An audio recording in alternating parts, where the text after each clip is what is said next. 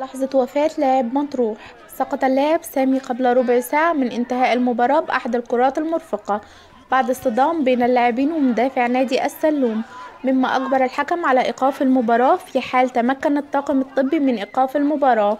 وأنهار لاعبو الفريقين بالبكاء بعد مشاهدة زميلهم يسقط على أرض الملعب، وأثناء نقلهم إلى المستشفى حاملا علم الطاقم الطبي لفريق السلوم إن لاعب الفريق المنافس ابتلع لسانه. حاولوا مساعدة الطاقم الطبي لإنقاذه، وبعد دخول الطاقم الطبي إلى أرض الملعب فوجئوا باختناق اللاعب سامي سعيد بعد ابتلاع لسانه. وفشلت محاولات الطاقم الطبي بين الفريقين في إنقاذ حياة اللاعب سامي سعيد، وتم استدعاء سيارة إسعاف لنقله إلى مستشفى مطروح العام. وتوجهت سيارة الإسعاف إلى مستشفى مرسى مطروح العام في محاولة لإنقاذه، وهناك لفظ أنفاسه بعد هبوط حاد في الدورة الدموية.